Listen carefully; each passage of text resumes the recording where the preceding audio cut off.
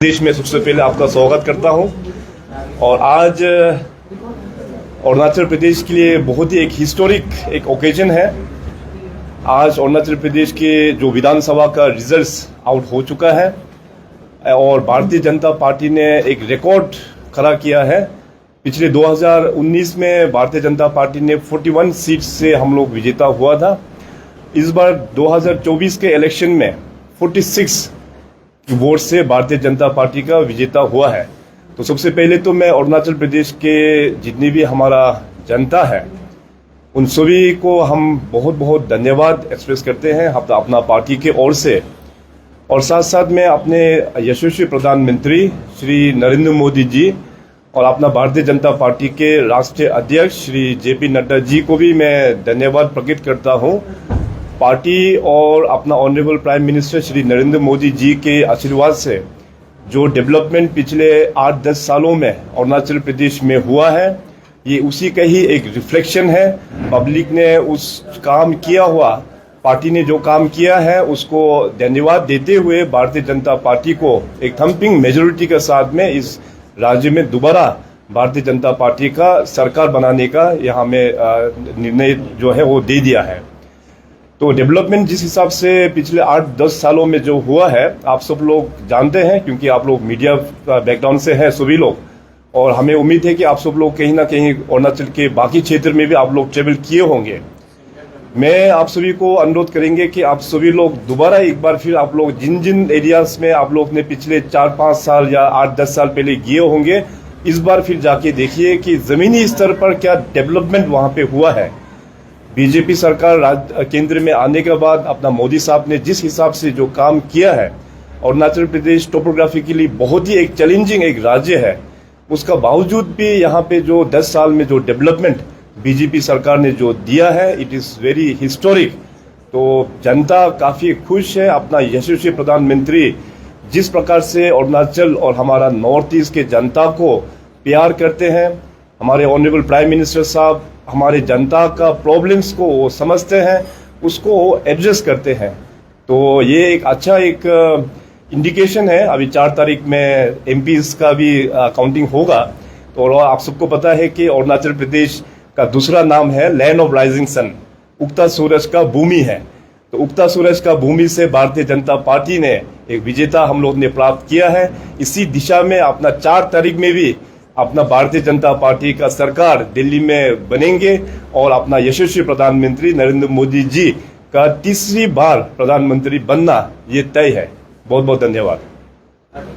तीसरी बार मोदी जी आ रहे तो तीसरी बार भी पेमा खांडू आ रहे हैं। अपना पार्टी बहुत डिसिप्लिन पार्टी है, इसमें हम लोग क्लेम नहीं करता है।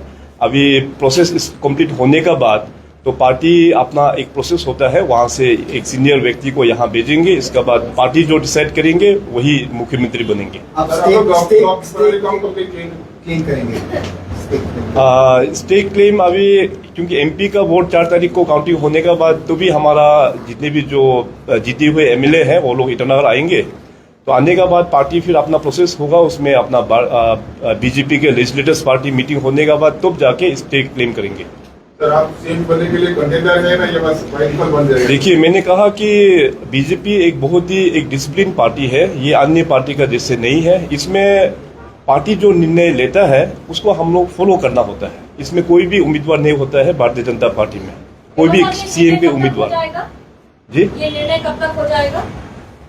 जैसे कहा हमने 4 तारीख का बाद ही, क्योंकि एमएलएस को आना होता है और एमएलएस का एक ऑफिशियल मीटिंग बैठना होता है, तो उसमें एक सीनियर व्यक्ति भी बैठेंगे पार्टी की ओर से। Sir, congratulations for the coming victory in the state, but we have observed that few of your ministers also they have faced their loss in the election, like Tamadevi sir.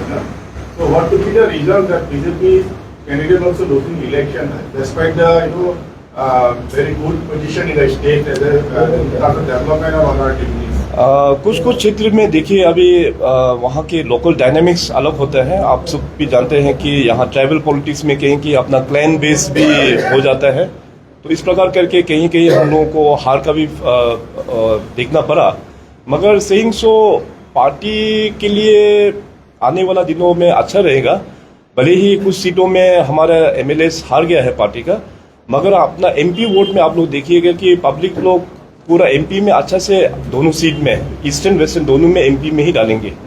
Sir, what are the chances of having a female cabinet minister in this election? Right now, I can't comment on this because BJP is a very disciplined party. So, after formation of government, then only it can be decided. Your ally partners have also won, so will you take them also on board your government? अभी तक party का ओर से कुछ अभी बाकी जो party का उम्मीदवार जिन्होंने जीता है कुछ ऐसे मैसेज तो आया नहीं है. That party will take a call. Sir, initially campaign के समय में आप लोग ने कहा है कि जो अलाइन जो पार्टीज है जैसे कि नॉन बीजेपी पार्टी को जितना फंड्स मिलेंगे जो पार्टी के थ्रू से मिलने वाला तो वो नहीं मिल पाएंगे बोले. तो व्हाट अबाउट अभी जो कैंडिडेट कुछ अलग पार्टी नॉन बीजेपी कैंडिडेट्स भी जीते हैं तो व्हाट यू हैव टू से? नहीं, जहाँ जहाँ जरूर पार्टी का टिकट को जीत हासिल तो नहीं हुआ मगर डेवलपमेंट के दृष्टि से देखिए भारतीय जनता पार्टी जैसे मैंने कहा कि 2019 में भी 41 सीट से जीता यानी कि 19 सीट में 2019 में हार गया. तो इस बार हम लोगों का सीट बढ़ के अभी हो गया है 46. तो 14 सीट में बीजेपी हारा हुआ है. इसका मतलब ये नहीं है कि डेवलपमेंट उस 14 सीट कॉन्स्टिट्यूंसीज में नहीं होगा. वो सरकार का रिस्पॉन्सिबल होता है, सरकार सबका होता है. डेवलपमेंट जरूर करेंगे. Sir, what about your views about Congress party? You have restricted Congress party for 1 seat here this time. ये देखिए अभी जिस प्रकार से अरुणाचल प्रदेश और नॉर्थ ईस्ट में इसमें मैं हल्का सा पीछे कुछ मैं लेके जाना चाहूंगा कि नॉर्थ ईस्ट और अरुणाचल में लंबा समय तक कांग्रेस ने रूल किया है. तो इसमें देखिए कि नॉर्थ ईस्ट और अरुणाचल को एक करप्ट सिस्टम एक यूनिट बना के रखा उन्होंने. दिल्ली में जो बैठने वाला कांग्रेस के लीडर्स उस वक्त में यहाँ नॉर्थ ईस्ट में काम करवाना हो तो पैसा वहां दिए बिना यहाँ काम होता नहीं था. बीजेपी आने के बाद अभी हमारा अरुणाचल प्रदेश में आज जो वोटिंग का काउंट का जो रिजल्ट आया है उसको देखिए और बाकी नॉर्थ ईस्ट का राज्य में भी देखिए बीजेपी का प्रति काफी लाइकिंग है क्योंकि BJP is a party with A difference. तो इस प्रकार से जो डेवलपमेंट को देखते हुए तो पूरा बीजेपी का साथ दे रहा है. और कांग्रेस का तो देखिए अभी पूरा जड़ से उखड़ दिया है. यहाँ पे केवल आउट ऑफ 60 कॉन्स्टिट्यूंसी केवल एक में ही उन्होंने जीत दर्ज कर पाया है. इससे साफ इंडिकेशन है कि there is no place for Congress in Arunachal Pradesh. CM साहब इस बार उम्मीद कर सकते हैं कि एक महिला मंत्री आपके कैबिनेट में आएगी? देखिए इसमें मैंने कहा कि फिलहाल क्योंकि अभी हम लोग का गवर्नमेंट नया गवर्नमेंट फॉर्मेशन में टाइम लगेगा तो इसका निर्णय बाद में पार्टी जो निर्णय लेगा उसका हिसाब से हम लोग करेंगे. पार्लियामेंट्री इलेक्शंस में 46 अभी जैसे 2-4 तारीख को इसकी काउंटिंग होगी तो उससे क्या उम्मीद है कि दोनों सीटों में अरुणाचल प्रदेश में लोकसभा में ईस्टर्न अरुणाचल और वेस्टर्न अरुणाचल में देखिए दोनों हमारे जो उम्मीदवार है श्री किरण जी यहाँ वेस्टर्न से और तबीर गांव जी ईस्टर्न से दोनों अच्छा मार्जिन से जितना तय है. ये बीजेपी दोनों सीट बीजेपी में ही जाएंगे. खांडू साहब जब कैंपिंग शुरू हुआ था तो बीजेपी एक टारगेट लेके चल रहा था जैसे दिल्ली वाला करता है 400 पार ऐसा करके अरुणाचल में 50 पार करके एक नारा लेके चल रहा था.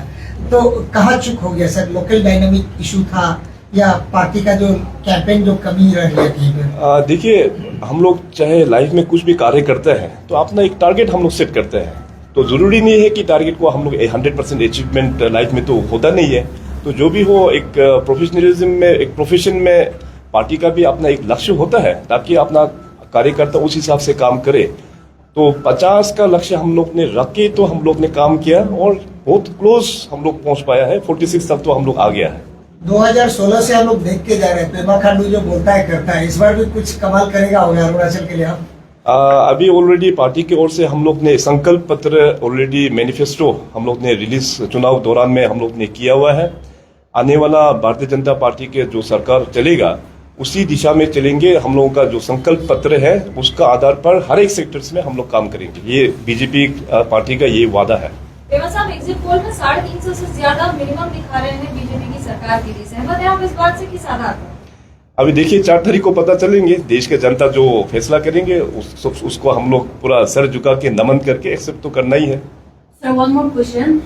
कुछ लोगों ने जो बीजेपी की टिकट नहीं मिले वो लोग अलग पार्टी से कंटेस्ट किया. सो during the campaign you were mentioning that there is no place for other parties except BJP. लेकिन अब ये वो लोग तो जीत गए, तो उन लोगों की कहना कि फिर भी डील है बीजेपी, फिर भी डील है पेमा खांडू, तो आप उन लोगों को शामिल करेंगे और फिर से दोबारा अपोजिशन ले जाओगे?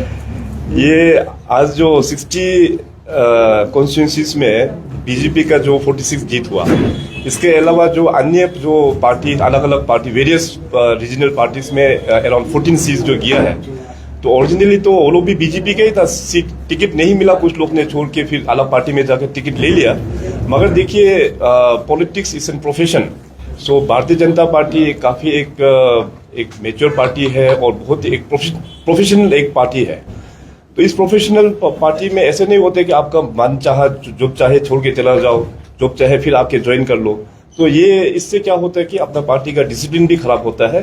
तो ऑलरेडी पार्टी का ये निर्णय पहले से ही लिया हुआ है कि अलग अगर कोई भी दूसरा पार्टी से जीत के आएंगे उसको भारतीय जनता पार्टी में शामिल नहीं करेंगे।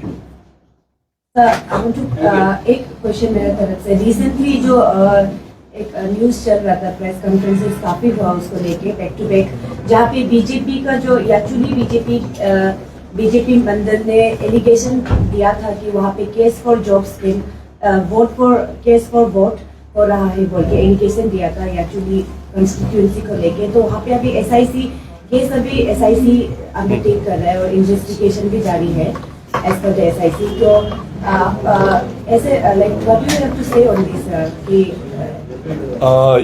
इसमें ऑलरेडी बीजेपी ने ऑलरेडी कंप्लेन तो दर्ज किया है, तो उस कंप्लेन को देखते हुए सरकार ने ऑलरेडी मैटर को एसआईसी में हम लोग ने हैंड ओवर कर दिया है। सो जॉब फॉर वोट का जो सिलसिला है, already matter is under investigation. सरकार की ओर से मैं आप सभी जो मीडिया दोस्तों आप सभी को ये बोलना चाहेगा कि इसमें जो भी कल्प्रिट है उसको एज पर नॉर्म्स उसको सजा भी जरूर मिलेंगे। धन्यवाद। Thank you.